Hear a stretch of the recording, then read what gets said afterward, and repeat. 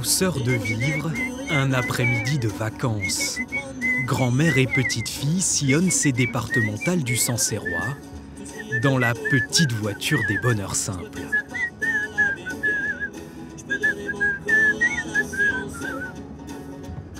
Elle me sert pour aller faire mes courses. Elle me sert pour aller faire mes petites balades, chercher mes petits-enfants. Éventuellement aller au bord de Loire pour reprendre des ressources. C'est une petite voiture qui me suffit largement. Et puis voilà mon petit quotidien, quoi. De ces sorties qui rythment les journées, qui structurent les semaines. On va faire de la balançoire ou du toboggan?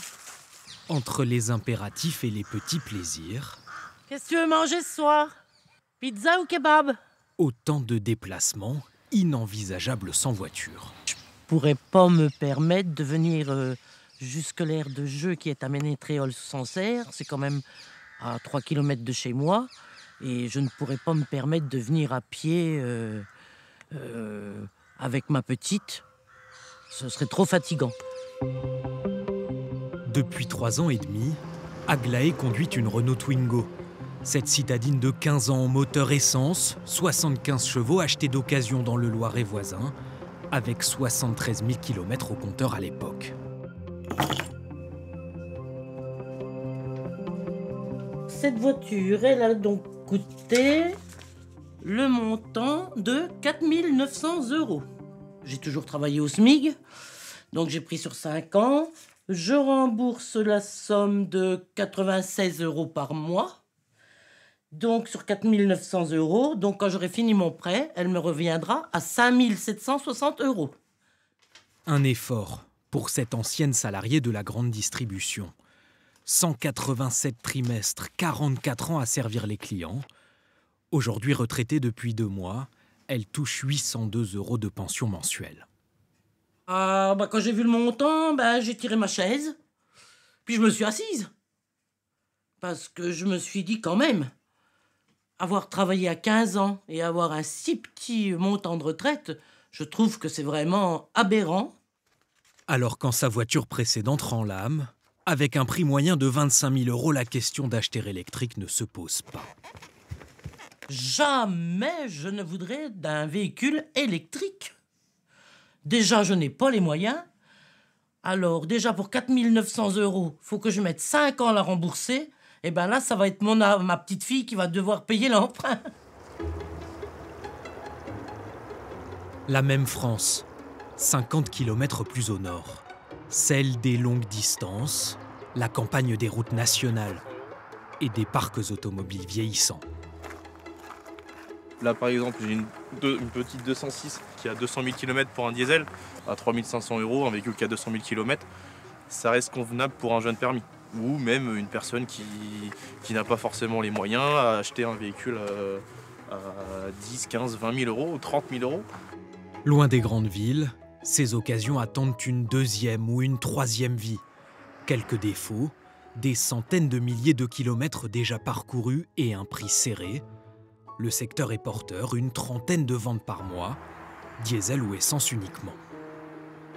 Un véhicule électrique peut être bien, mais que sur du petit trajet. À l'heure actuelle, même si les bornes se développent, un véhicule en moyenne une autonomie de 300 km, qui peut être bien, comme je vous ai dit, sur du petit trajet, de ville en ville, faire 40 km dans la journée. Oui, ça peut être bien. Mais quand certaines personnes ont 1 heure de route, ça commence à être contraignant. L'électrique, contrainte pour les gros rouleurs.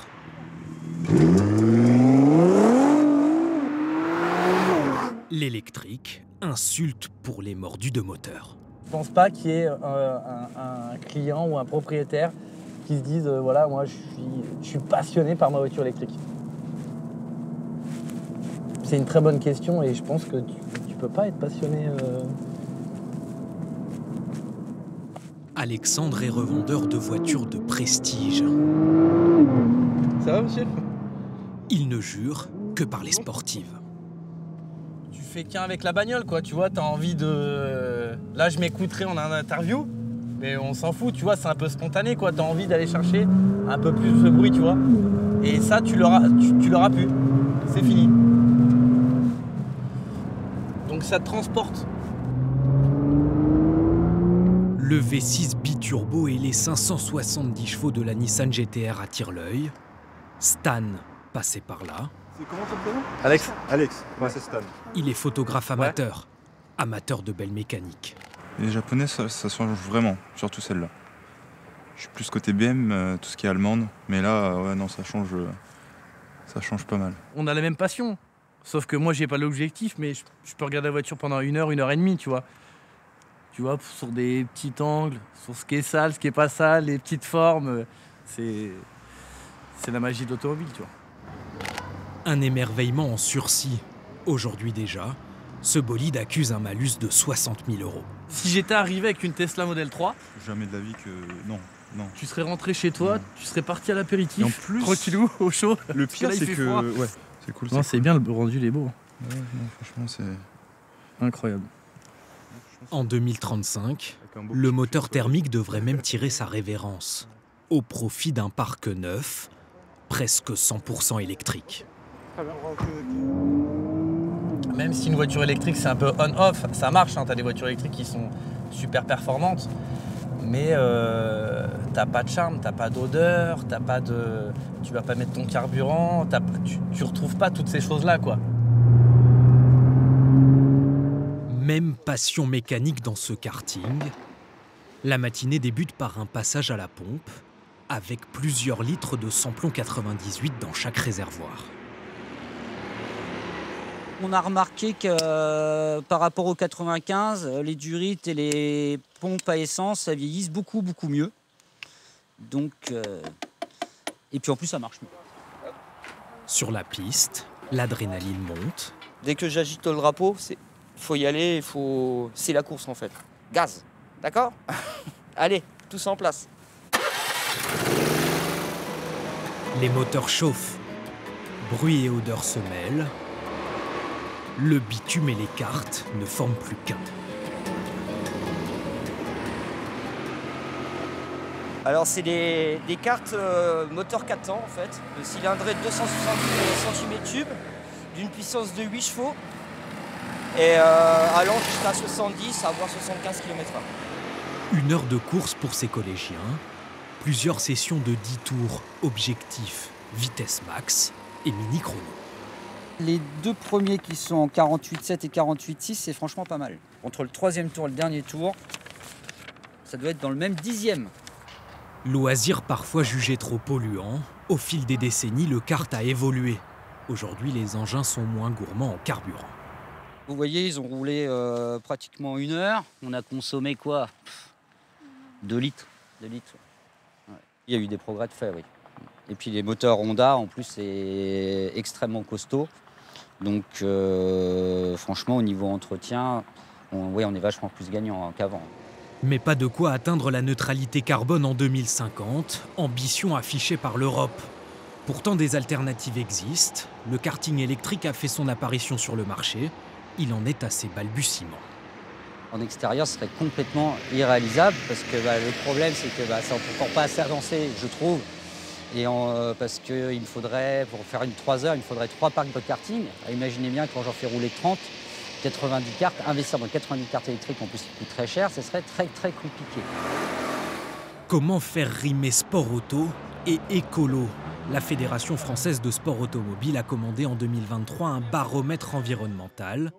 Résultat, sur les courses, 82% des gaz à effet de serre proviennent du déplacement des spectateurs et participants. Solution envisagée, favoriser le covoiturage. Les sports mécaniques représentent 0,3% des émissions liées au transport. De quoi rassurer la fédération, ouverte aux évolutions technologiques. Il y a eu dans les courses importantes, par exemple du diesel à un moment, parce qu'on a fait il y a quelques années la promotion du diesel. Ensuite, on est passé à l'hybride. Et donc, cette technologie s'est imposée. Il faut savoir que la Formule 1 aujourd'hui est une voiture hybride. Et puis après, des moteurs thermiques avec des carburants de meilleurs. Il y a les biocarburants. On parle des carburants synthétiques. Mais nous, au niveau d'une fédération, ce n'est pas à nous de développer tout ça, c'est de regarder ce qui se fait et ensuite d'organiser les compétitions qui peuvent accueillir ces nouveaux véhicules et ces nouvelles énergies. Voici le temple de la démesure. L'Amérique et sa folie des grandeurs, des géantes aux moteurs ultra musclés qui séduisent. Street Garage près de Montargis a presque doublé son chiffre d'affaires en 3 ans. Malgré la conjoncture actuelle, tous les gens s'intéressent encore beaucoup à ce genre de véhicule, même plus qu'avant. Et non, c'est une fierté quand même. C'est une fierté pour nous, on est une entreprise familiale, donc même pour nous et pour toute l'équipe, c'est une fierté. Ouais. L'entreprise a connu la 3e meilleure croissance de la région en 2023. Par contre, le parallélisme, il devait y en avoir besoin. Oui, un peu. Ça bouffait du pneu. Oh là là, oui. Ouais, à l'intérieur. Après une vidange et le remplacement du filtre à huile. C'est toujours d'émotion parce que c'est des voitures dont on en a rêvé quand on était petit. Et puis quand le rêve se concrétise, on se dit mais c'est pas possible, quoi. Qu'est-ce qui m'arrive là? Philippe retrouve avec bonheur son V8 et ses 420 chevaux. Dans l'atelier, les 2 mécaniciennes opèrent une Dodge Challenger. Tu me passes un cutter, Emma, s'il te plaît. Sauf que les apparences sont trompeuses. Les moteurs polluent moins qu'il n'y paraît. Pas d'essence ou de diesel ici avant la vente. Chaque véhicule est transformé à l'éthanol. Il n'y a rien qui va changer parce que du coup, le programme qu'on va injecter dans le calculateur, lui, ça sera inexistant. Il ne va pas y avoir de modification au niveau moteur. Ça sera interne électroniquement. On est moins complexé à rouler avec ça. Alors quand les gens nous posent des questions, ouais, mais ça consomme beaucoup. Oui, mais c'est de l'éthanol. Le taux de CO est divisé par 2. Ça, même si on consomme un peu plus que les autres, ça revient au même qu'un vieux diesel qui pollue beaucoup plus. L'éthanol, solution de repli pas 100% verte, mais alternative à l'essence, au gasoil, émetteur de CO2 et de particules fines. L'électrique alors, trop cher pour revenus modestes, trop contraignant, trop silencieux pour passionnés de voitures. Pourtant 2035 n'est pas loin. Une décennie, quelques années seulement, pour bouleverser un parc automobile, aujourd'hui déjà en pleine mutation.